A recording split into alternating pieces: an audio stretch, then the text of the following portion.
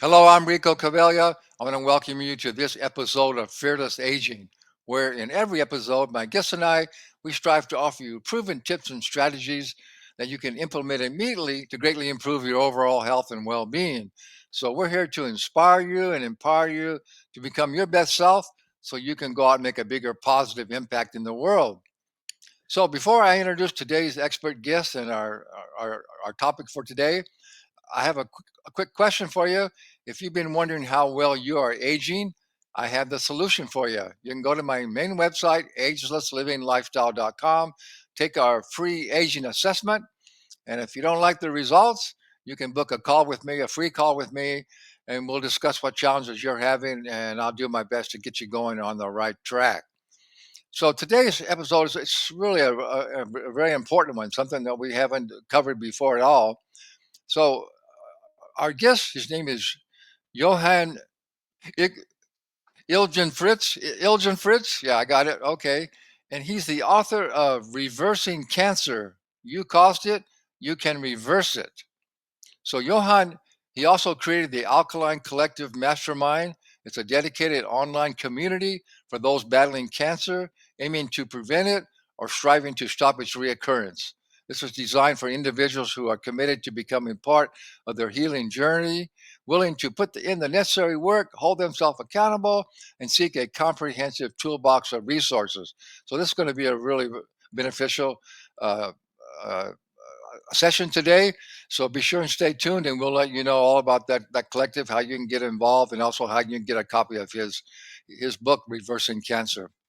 So Johan, thanks so much for being here. Hello, Rick. Lovely to be here. Thank you. Yeah, well, I commend you for your work. This is such an important topic. So let's begin by just kind of briefly telling your story. You know how all this came about. Yeah, Rico, it all started back in 2011. I was 46 at the time, uh, fashion photographer, living in Germany, working in Germany and in London, where I I had a heart attack, a light heart attack on the tennis court, and then 6 months later, uh, while trying to work out why I wasn't feeling better, and the doctors as well, uh, I was diagnosed with cancer the first time. Mm. I like separating the two things because after that I got a terminal diagnosis as well. Wow. But I like separating the two. I speak of the first and the second diagnosis because of my reaction to the diagnosis that was so different. And that's why I like doing that. The first diagnosis was, I think most people can imagine, terrible. It's really confusing. It confused my whole life, and I stumbled into radiotherapy, did 2 sets of radiotherapy.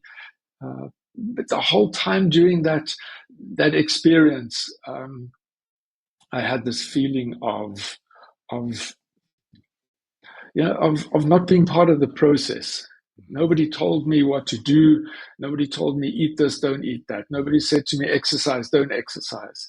But the worst thing of it is I didn't ask either. I just went with the flow. But that feeling of not being part of that whole process of my health process, stayed with me. I have to admit. But you know what it's like when everything returns to normal. Things go back to normal. So from my side, nothing changed, and Mhm. that was. I now know the big problem. So 3 months later, during my first post-cancer screenings, I was told that the cancer had returned with a vengeance Mhm. and spread, and literally said to me that we can't do anything anymore. Go home, get your stuff, get your things in order between 6 and 12 months. But I mention this not because I want to dwell on it. I don't actually dwell on it, not at all. But because of my reaction with the second diagnosis, I remember sitting in my oncologist's office, and a voice in the back of my head screaming at me, "You're not going to die, Johann." You know, So good. you are going to die. We're not. None of us Yeah, are getting out of yeah, this we're all going. alive, Right. but not now, and definitely not in 12 months, and definitely not from cancer. So that was that that was my starting point after the second diagnosis, which was amazing. It was. I went home. I realized that, okay, so the first option didn't work. I now know why it didn't work, because nothing changed from my side. Mhm. Um, I didn't. I told my wife that the cancer had returned. I didn't tell her about the 12 months diagnosis. Mhm. For me, it was like, if I would voice it, I would make it real. I would make it It actual. is exactly. And yeah, and it sort of is like a red line through my whole journey. I also never referred to cancer as my cancer, That's so good. only as Right. the cancer. Even in my book, I if you read it, you'll see that 4 or 5 times in the book I spell it with a K, just to show my disrespect.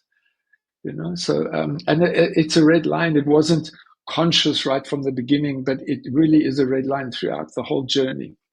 Johan, And yeah, yeah, before we go on and talk about then what you decided to do and how you did overcome it, I think this is yeah, such an important point to make, and more people have to realize this, that exactly what you were saying.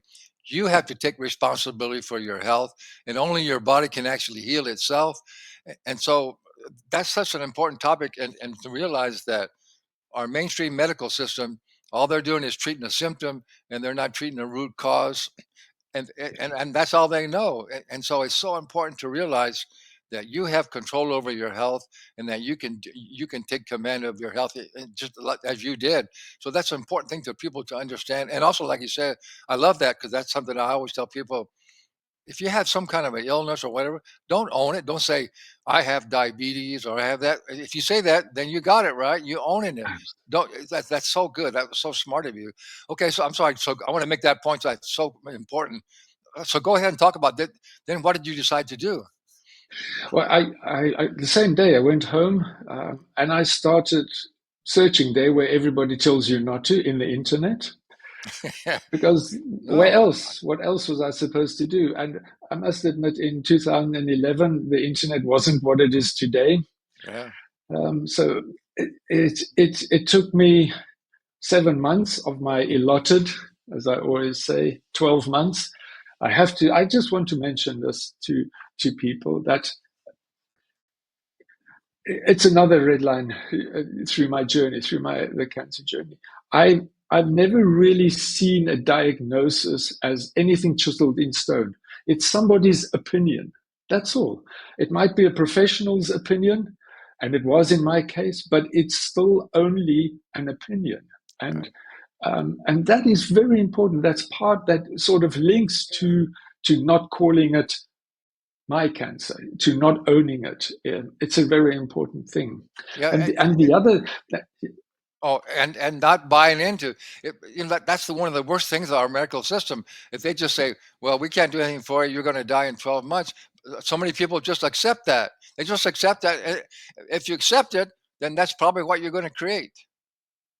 most definitely, I've heard stories of countless Mhm. situations exactly like that. Yeah, And also during my journey, I just want to say this up front, so that just to get it out, and because it's so important. During my journey, I realized that cancer wasn't the cause of my illness.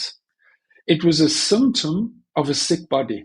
that's right. So cause and effect. So you change the cause, you will change the effect. Natural law. There's nothing more scientific than that. And that really helped me. That mindset, that that consciousness of knowing that and owning it really helped me during a lot of really hard times. Yeah, that's so good. Yeah, Yeah. that's so great that you're able to determine that. Yeah. So then tell us about your journey of healing. How did you go about learning what you needed to do? So about 7 months into these allotted 12, I read a sentence in the internet that said, cancer cannot survive in an oxygenated alkaline cellular environment. Mm-hmm. Written by Dr. Warburg, many people know of Mm-hmm. him, German biochemist, won a Nobel Prize for this discovery in 1931. And that was my light bulb moment. At that stage, 7 months in, I was really ill. Just to give uh, yourself an idea, it took me 20 minutes to walk up 2 flights of stairs at Mm-hmm. that point. So really couldn't work as a photographer anymore or anything. So yeah. Um, but I actually it was 2 o'clock in the morning when I read that, and I woke my wife, and I actually literally said to her, I have found a way not to die. Those are my exact words, because I knew it. I owned it. I don't know. It just resonated so with me. It, it was wonderful. It was really wonderful because I had something to hold on to. And Mm-hmm. so we started investigating this. I do have to say at this point as well that at that stage, I knew nothing about nutrition, about mindfulness, about meditation, about anything in this area. I actually sniggered at it much sometimes at that point. So yeah, what we did was my wife and I together, we started researching this, and the nutrition part, of course, came first because that was the main thing. Mm-hmm. Became a vegetarian literally overnight, and 3 weeks later became a vegan. Uh, Over the years, I've extended that. I'm alkaline vegan, so I only eat alkaline food. Have been doing that for about, I don't know, 9 or 10 years already, so a long time. Uh, but yes, and about 3 months into this journey, after I read that, I I had a surge of energy one day that I hadn't experienced for a very long time, and that showed me, that proved to me that whatever I was doing, and we tried everything, trial and error, made mistakes, did the whole thing. But whatever we were doing, the overall of it was working. And that, of course, again gave me, I try and explain it to people. It was like, for most people, it felt like an energy wave it probably felt like a 2 foot wave for them. But for Mm-hmm. me, it felt as if I was surfing a tsunami. It was, That's I good. just came out. I could feel this energy, and I was very ill at the point, and it just really told me, carry on, just do what you're doing. And it's not a quick fix. It wasn't a quick fix. It took me 2.5 years to get rid of everything, but continuously getting better and stronger and healthier. And we continue. We didn't then slack off and do less. We did more and more and more and more and researched and so on. And then later on, the the emotional, the spiritual, and again the physical side of things started being incorporated in our research and what I was doing. So, and also the book is basically written. I call it the 4 Qs.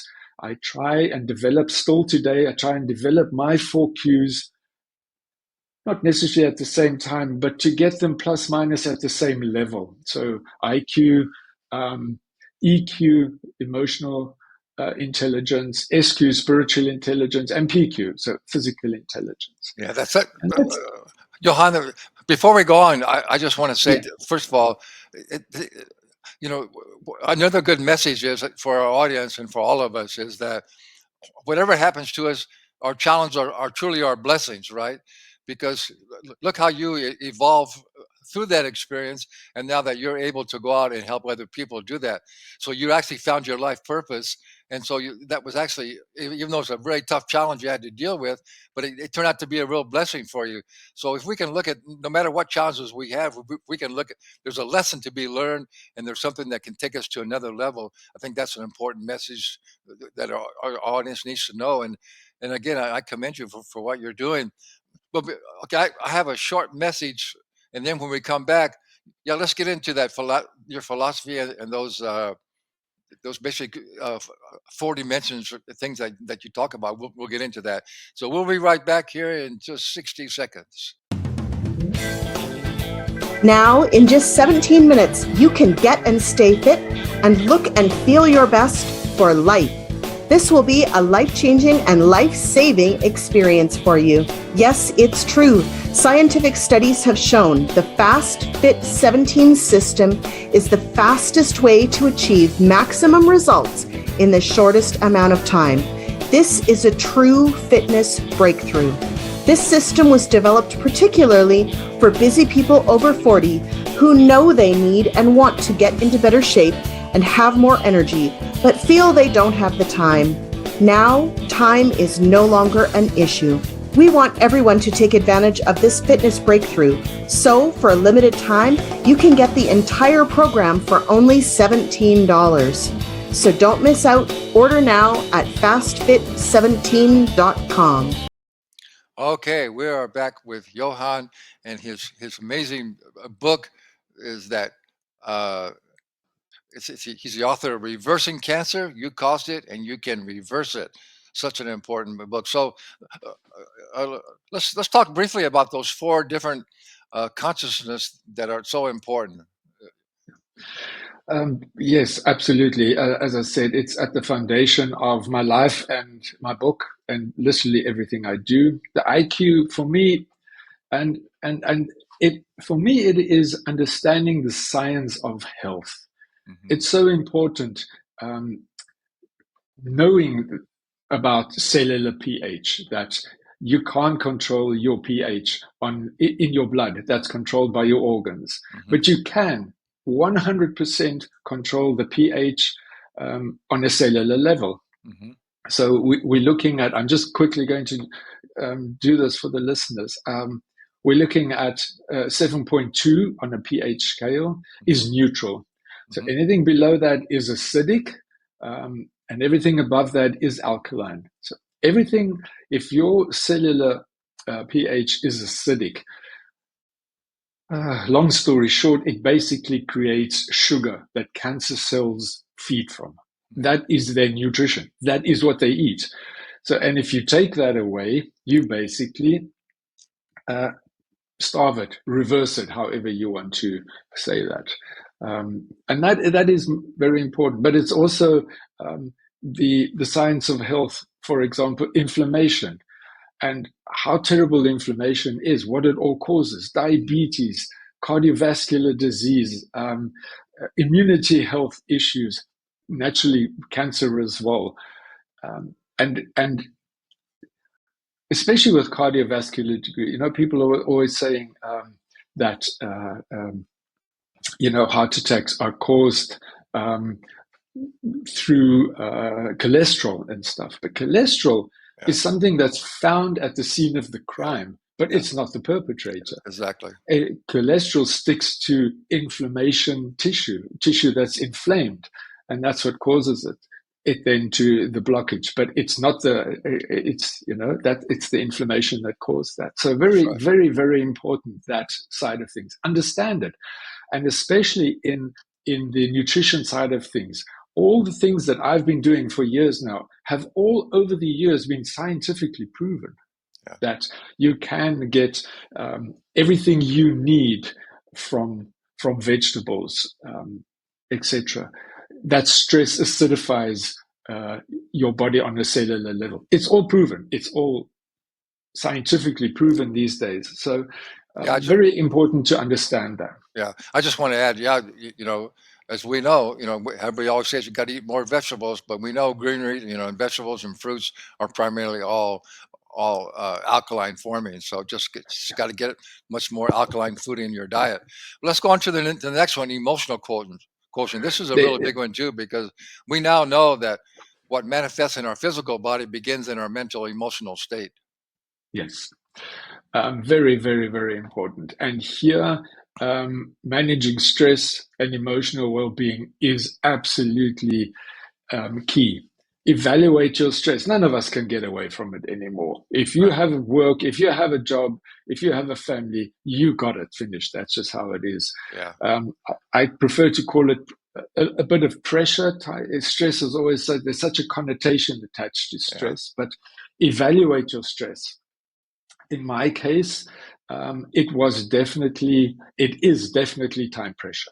Mm-hmm. Time pressure causes really negative emotions and negative things in me. So I evaluated that, and I changed my whole day. I lengthened my day. I get up really early in the morning. Now that I have, yes, I know, time to meditate because I've evolved into all that now. Time to meditate, time to run my sport. That's my favorite form of exercise at the moment. Very, very, very important to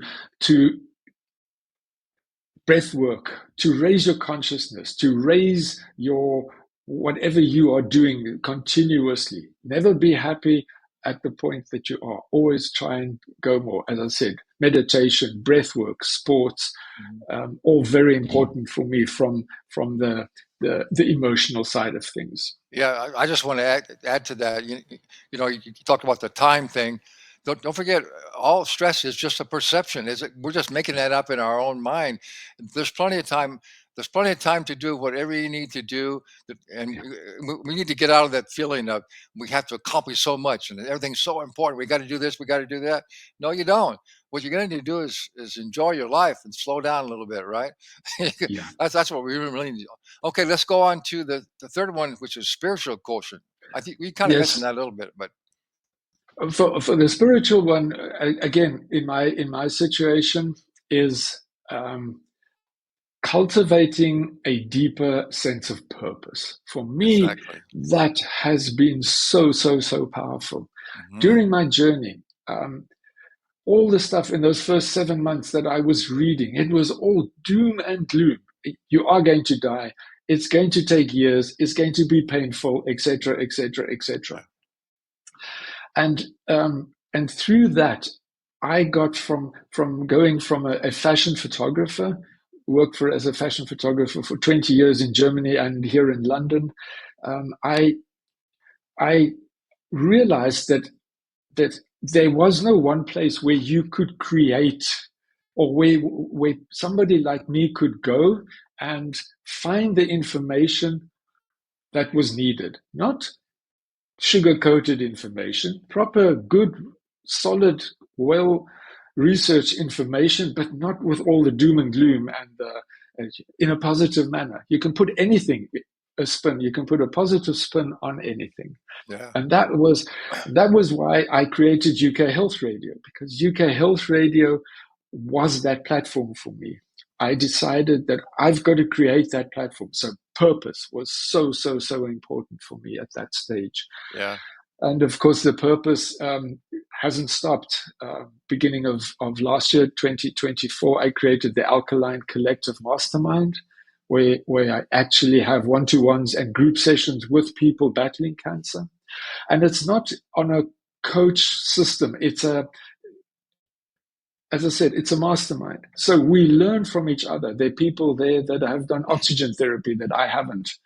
So they tell us what the oxygen therapy is about, or the high vitamin C dosage therapies and all this kind of things. And it's wonderful because we all learn from each other's experience. Nobody tells anybody what to do, but we all give our opinions on things and so on. And that just makes the whole thing even more positive and inviting to stay on the attack, to keep on keeping on. That's the most important Johann, thing. that's so good. Yeah, that's so good. And again, for our audience, we'll definitely put, how you can get involved with it. with that Alkaline Collective Mastermind, and also how you can get a copy of Johann's book for all his great work. So we're just about out of time here. So what would you, just in a few seconds, give our audience what's the number one thing you say if you are dealing with any of these issues? What's the first thing you should do? Change your mindset. Yes, you just have to be part of the process, and that Yeah. automatically leads you to change your mindset, to be positive about things, to try new things. Very, very, very important. Use every tool in the toolbox available. Don't stick to one thing. Yeah. You can't build a house with only hammers. Absolutely. You need all the tools. Thank you, Johann. We're just about out of time, but thanks for your great work. I really appreciate what you're doing, and I definitely encourage our audience, if you're dealing with these issues, to check out Johann, and we'll give all that information in the show description. So if you like today's show, tell your friends about the Fearless Aging TV show. All the time.